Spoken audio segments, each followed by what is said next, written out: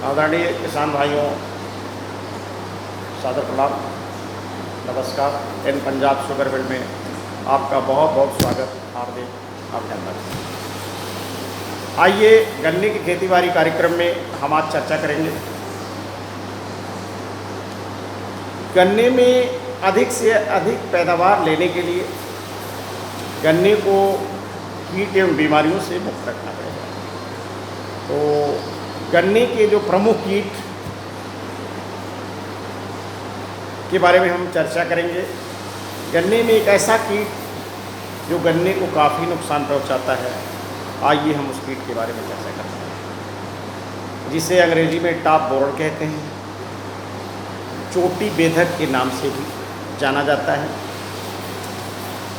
और हमारे यहाँ मध्य प्रदेश की भाषा में किसान किरजुआ कहते हैं। देखिए, हर बीमारी और कीट का कुछ देसी नाम भी है जो किसान देसी नामों से जानते रहते हैं। वैसे ये टॉप बोरर है और यह एक प्रकार का कीट है, सिरकोफेगा।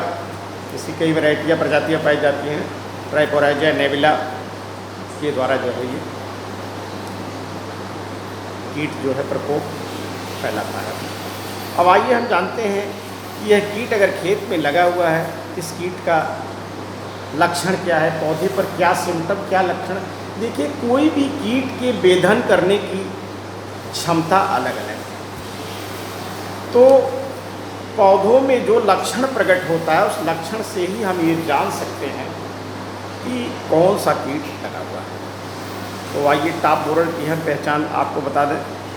टॉप बोरर अगर किसी खेत में लगा है तो जो बीज का गोफ है वो सूख जाता है, धीरे धीरे सूखने लगता है और कीट जो है उसके अंदर चला जाता है और धीरे धीरे खाता है उसको, और खा करके बीज का गोफ सूख जाने से पौधा जो है कमज़ोर हो जाता है। अब ये किस परिस्थिति में पौधे की किस उम्र में लगा है, पहले इसको आपको जानना पड़ेगा। इसकी पहचान क्या है? पत्तियों में बीच में गोल छर्रे जैसा निशान दिखाई देगा जहाँ से कीट जाता है, और पत्तियाँ अगर खींचेंगे तो आप आसानी से खींचता है। आइए हम ये जानते हैं, ये जो टॉप बोरर है, चोटी बेधक कीट है, इसकी कितनी पीढ़ियाँ पाई जाती हैं? इसकी करीब करीब 5 पीढ़ी पाई जाती है। पहले तो आप ये जान लें, ये जो कीट है इसकी जो लाइफ साइकिल है, जिसको आप जीवन चक्र कहते हैं, तो वो लाइफ साइकिल इसका जो है 55 से 60 दिन का पूरी लाइफ साइकिल है, और इसकी वर्ष में 5 पीढ़ियाँ पाई जाती हैं। अब आप ये जानेंगे कि 7 से 10 दिन में जो अंडा है उसका पीरियड है, और 7 से 10 दिन में प्यूपा है जो 35 से 40 दिन तक जीवित रहता है, और उसके बाद ये तितली बन करके उड़ जाता है, और उड़ने के बाद उसी खेत में नया अंडा देता है। अंडा जो है पत्तियों के निचले सतह पे लाइन में पाए जाते हैं। तो ये जो है कीट जो है काफ़ी नुकसान पहुंचाता है। और जो इसका कीट है, देखिए क्या है, अब हम आपको टेक्निकल भाषा में थोड़ा दे जाएंगे। इंटमॉलजी जो कृषि कीट विज्ञान है, उसमें लेपिडोप्टेरा एक ऑर्डर है, उस ऑर्डर का एक कीट है। हर कीटों के मुखांग होते हैं, माउथ पार्ट होते हैं। इस कीट का जो माउथ पार्ट है वो चीविंग एंड कटिंग टाइप, काटने चबाने वाला माउथ पार्ट है, और ये जो है उतरता है किसी चीज़ को, कुतर के खाता है।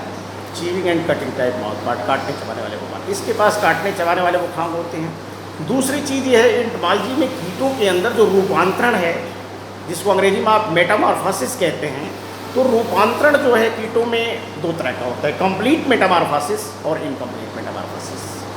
कंप्लीट मेटामॉर्फोसिस का मतलब होता है कि जिस कीट में अंडा, लार्वा, प्यूपा, एडल्ट चारों पीढ़ियाँ पाई जाती हैं, उन्हें कंप्लीट मेटामॉर्फोसिस कहते हैं। और जिसमें सिर्फ अंडा, निम्फ, एडल्ट तीन ही पाए जाते हैं, उसे इनकम्प्लीट मेटामॉर्फोसिस कहते हैं। जैसे गन्ने में पायरिला लगता है, तो पायरिला जो लगता है हेमिप्टेरा है, उसमें अंडा, निम्फ, एडल्ट इनकम्प्लीट मेटामॉर्फोसिस पाया जाता है। जिसमें इनकम्प्लीट मेटामॉर्फोसिस होता है, अपूर्ण रूपांतरण होता है, उसमें जो है उसके एडल्ट से नुकसान पहुंचता है। और जिसमें कंप्लीट मेटामॉर्फोसिस होता है, पूर्ण रूपांतरण होता है, 4 पीढ़ियाँ इनकी पाई जाती है, उसमें प्यूपा और एडल्ट दोनों से नुकसान होता है।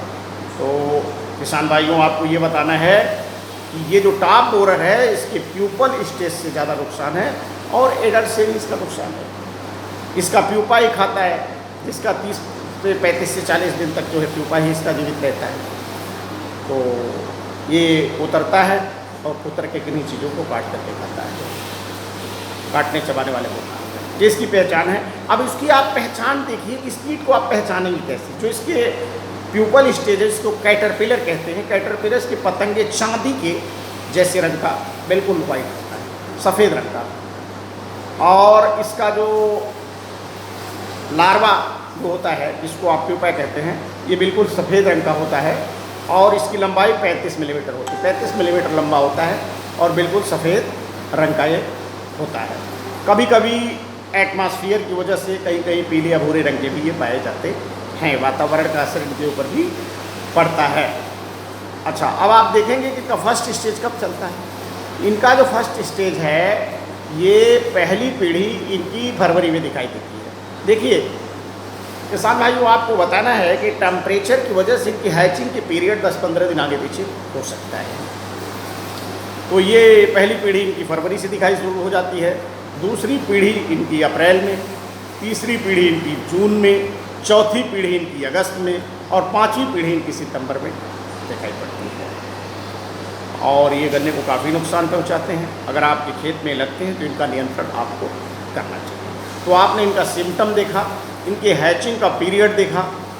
अब आपको सबसे बड़ी चीज़ ये बताना है, कभी कभी आप ये देखते हैं कि कभी कभी खड़े गन्ने में बगल से ब्रांच निकल जाती है, शाखा निकल जाती है, जिसको बंची टाप कहते हैं। अगर इनका ज़्यादा उम्र का गन्ना है, ज़्यादा उम्र में अगर ये अटैक करते हैं तो गन्ने को बहुत ज़्यादा नुकसान नहीं पहुंचाते हैं और जहाँ ये काट करके तितली निकल जाती है वहीं से ब्रांच गन्ने में निकल जाता है, बंची टाप जिसको आप कहते हैं, शाखा निकल जाती है गन्ने में। दूर से ही आप उस खेत को पहचान सकते हैं कि ये टॉप बोरर का अटैक है, चोटी वेदक कीट का अटैक है। अगर दूर से ही आप देखेंगे तो आपको 100 मीटर दूर से ही अगर दिखाई पड़ जाए, तो अगर बंची टाप निकला हुआ है तो आपको पता लग जाएगा कि ये टॉप बोरर का अटैक है, उसे फॉल्स अटैक कहा जाता है। अब हम आइए कंट्रोल के बारे में जानते हैं। इसका नियंत्रण आप कैसे करेंगे? सबसे बड़ी चीज़ है कि नियंत्रण में मैकेनिकल कंट्रोल, जिसको आप हिंदी में यांत्रिक नियंत्रण कहते हैं, और केमिकल कंट्रोल और बायोलॉजिकल कंट्रोल, जैविक नियंत्रण। हिंदी में इसे यांत्रिक नियंत्रण, रासायनिक नियंत्रण और जैविक नियंत्रण। आइए इसकी केमिकल कंट्रोल के बारे में जानते हैं पहले। वैसे केमिकल कंट्रोल से पहले हम मैकेनिकल कंट्रोल जान लें तो अच्छा है। मैकेनिकल कंट्रोल क्या है?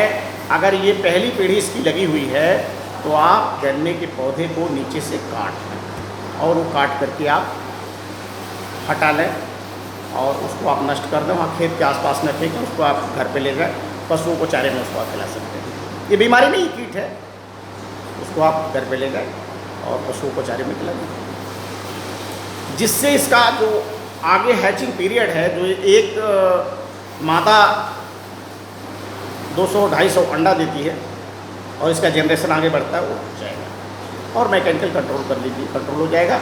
और खेत में आप पानी चलाइए, पानी चलाने के बाद आप नत्रजनी उर्वरकों का प्रयोग करिए और ग्रोथ प्रमोटर भी साथ में डालिए, जिससे गन्ने का विकास हो जाए। ये रहा मैकेनिकल कंट्रोल।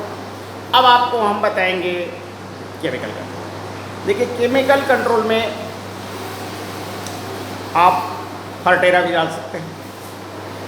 फर्टेरा 10 से 12 किलो, जिसमें कंटेंट एंटानिलिप्रोल 18.5%, तो 10 से 12 किलो फर्टेरा आप यूज कर सकते हैं। गन्ना अगर बहुत बड़ा हो गया है, घुसने में दिक्कत है, तो आप फर्टेरा डाल सकते हैं। और वैसे कोराजीन का आप ड्रेंचिंग कर सकते हैं। कोराजीन में भी एंटानिलिप्रोल 18.5% है और कोराजीन का आप स्प्रे नहीं करेंगे, ड्रेंचिंग करेंगे। ड्रेंचिंग का मतलब उसकी नाजिल खोल करके और पौधों के पास से आप ले जाएंगे। ये सिस्टेमिक पॉइजन है, इसलिए उसके सिस्टम से एब्जॉर्ब कर लिया जाता है और पौधे को जहरीला बना देता है और जो उसका एडल्ट अंदर पड़ा है वो मर जाता है, उसकी डेथ हो जाती है। ये केमिकल कंट्रोल। अब हम आते हैं बायोलॉजिकल कंट्रोल। बायोलॉजिकल कंट्रोल जो है, जिसे जैविक नियंत्रण कहते हैं, ट्राइकोडर्मा जापोनिकम, यह एक प्रकार का कीट है जिसको लेबोरेटरी में इसका कार्ड बनाया जाता है। ये प्रोसेस लंबी है और उस कार्ड को बना करके जो है खेतों में लगाया जाता है। तमाम बायोलॉजिकल कंट्रोल लैब खुले हुए हैं, बहुत से जगहों पे हैं, और उनसे वो कार्ड मंगा लीजिए और मंगाने के बाद उसे खेतों में आप स्ट्रेपल कर दीजिए। 1 एकड़ में आप जो है आप 7 से 6-7 कार्ड जगह जगह पे स्ट्रेपल कर दीजिए। उससे जो अंडे से एडल्ट निकलेगा वो इसके अंडों को खा जाएगा और नष्ट कर देगा। इसे कहते हैं बायोलॉजिकल कंट्रोल। उसमें ट्राइकोडर्मा जापोनिकम भी है, कहीं कहीं ट्राइकोडर्मा जापोनिकम नहीं उपलब्ध है तो ट्राइकोडर्मा किलोनिस है। तो ये जो है आप प्रयोग कर सकते हैं। ये 3 कंट्रोल रहा। किसान भाइयों, अगर आपके खेत में इस तरह की कोई प्रकोप है या किसी प्रकार का इंसेक्ट बीमारी, पेस्ट, कोई भी किसी तरह की कोई समस्या है आपको, तो आप हमारे नंबर पर फ़ोन ला करके उसका निदान पूछ सकते हैं और आपको उचित सलाह दिया जा सकता है। क्योंकि कोई भी काम करने के लिए अगर समय से आप जागरूक नहीं होते हैं तो आप कोई काम नहीं कर सकते हैं, आप रिजल्ट नहीं पा सकते हैं। अगर कीट आगे बढ़ गया, कोई बीमारी आगे बढ़ गई, तो उसके बाद आप उपचार भी करेंगे तो आपको ज़्यादा फायदा नहीं मिलता है। कहा जाता है का वर्षा जब कृषि सुखाने, समय बीत पुन का पछताने। इसीलिए समय से जागरूक रहें, अपने खेतों का निरीक्षण करें, समय समय पे खेतों में जाएं और जैसे ही आपको कुछ लगता है उसे तुरंत उसके ट्रीटमेंट के बारे में सोचें। क्योंकि दुश्मन को अर्ली स्टेज में दबाया जा सकता है, जब काफ़ी मैच्योर हो जाएगा तो आप नहीं दबा सकते। उसी तरह से ये कीट जो है हमारे फसलों के लिए दुश्मन है और इन्हें आप जो है लक्षण देखते ही इनका आप इलाज शुरू कर लें। क्योंकि कोई भी काम आप करने जाएं दुनिया में, अगर आपके पास टाइम से कोई काम नहीं करेंगे, कोई आपके पास प्लान नहीं होगा, प्लान का एक्टिवेशन सही तरीके से नहीं होगा, तो आप कोई काम नहीं कर सकते और आपको रिजल्ट नहीं मिलेगा। इसीलिए खेती में भी इस फार्मूले को उपयोग करिए। राइट टाइम कोई भी काम करिए, फर्टिलाइजेशन करिए और आप कोई भी बुआई करिए, सोइंग करिए। समय समय पे जो भी चीज़ आपको खाद्य उर्वरकों को देना है, उस समय हर चीज़ का समय, राइट टाइम, राइट प्लान। एक आपका प्लान हो कि हम खेती कर रहे हैं तो इसमें कब क्या काम करेंगे, कब जुताई करना है, कब इसमें जो है मिट्टी चढ़ाना है, कब इसमें दवा स्प्रे करना है। तो राइट टाइम, समय से काम करें, राइट प्लान, एक सिस्टमेटिक प्लान के तहत काम करें और राइट एक्शन, जो आप प्लान बनाएं उसको क्रियान्वित करें सही तरीके से और उसके बाद उसको फॉलोअप करें, समय से उसको देखें। नमस्कार, आपसे फिर मिलते हैं और समय समय पर गन्ने के खेती बाड़ी कार्यक्रम में आपका बहुत बहुत स्वागत। धन्यवाद।